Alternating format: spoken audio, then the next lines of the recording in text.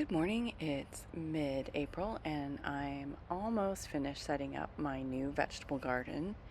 If you've been watching my videos, you know I purchased some new raised beds from Vego and have moved most of my beds from the other side of that hedge to this spot.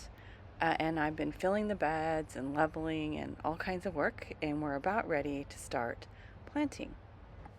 I really needed to add soil to the existing beds because the soil had dropped significantly, but I had alyssum in the bed, so I had to pull that out, fill the beds. I broke one of the root balls, but I have transplanted them here, and I have two more at the base of the front bed. I'm hoping they survive. It's definitely a risk worth taking, but some of them don't look all that great. I had alyssum in the garden last year, and alyssum is a great pollinator friendly flowering plant and a perennial here. So that is why I have them in the garden area now. I still have some work to do, like finishing the irrigation for these beds, but I really want to get some of my vegetables in the garden. If you remember, I started a bunch of seeds earlier this winter, and I have been hardening them off the last month or so. In the evenings, I've been putting them in this little greenhouse structure. This is the vegetable or the raised bed that collapsed on me earlier this winter. I have kind of carefully put it together so I can use it in the evenings and protect the plants from the cooler evening air.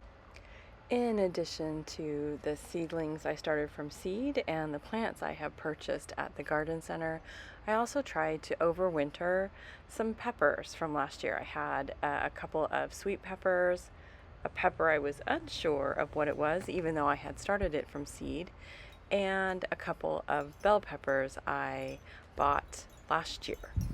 Sadly, I have already lost a couple of the peppers that I was overwintering. They got nipped pretty good on a couple of cold nights, and I hadn't been out to protect them, so user error on my part. I have two left.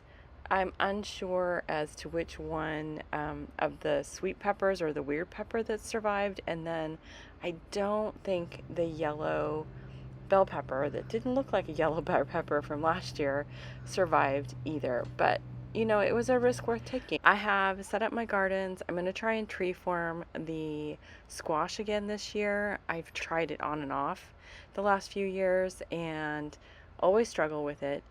The goal or the key to making that work is you have to be on top of your tree forming, and I'm hoping I can do it this year. I have everything placed, I think, where I'm going to put it. So what I have is I have the thyme, a yellow straight neck. I'm going to put part of this Genovese basil here, the sage. This is the sun gold tomato. And then I might plant some potatoes, onions, or corn here. I have the yellow bell pepper that probably isn't a yellow bell pepper going right back here.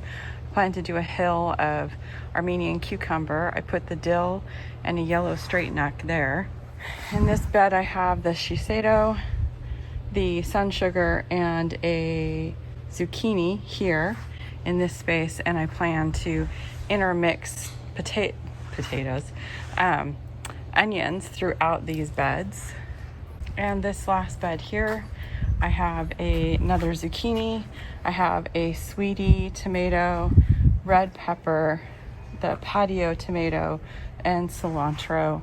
I plan to put 2 hills of the hearts of gold melon here to grow up this little arch. And I have my wintering over Jimmy Nardello. I'm not sure which one of these this is, but we'll see if it works. I'm gonna put some Thai basil back there. I might break this Thai basil up, and a small lavender plant here. And then I'm gonna intermix my beds with the strawberries, the seascape strawberries, which are already producing some beautiful berries. My vegetable garden is almost complete. I'm still testing to make sure the drip works, and I haven't installed drip on the elevated bed, but I am planting my seed potatoes today. I leveled these grow pots with Oyas in them finally. Have a little bit of Sure Start fertilizer from EB Stone. And I have my seed potatoes here with the eyes. I purchased a package of Yukon Gold potatoes at Home Depot. Some were already going bad, so I don't know if this is safe to plant.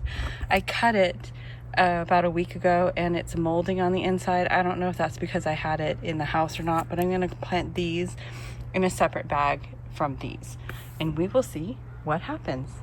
I've placed them in the grow bags and I'm going to pour soil over the top of them. Other than that, I think my beds are pretty much full of everything I hope to grow this year. Thank you for joining me for my garden journey.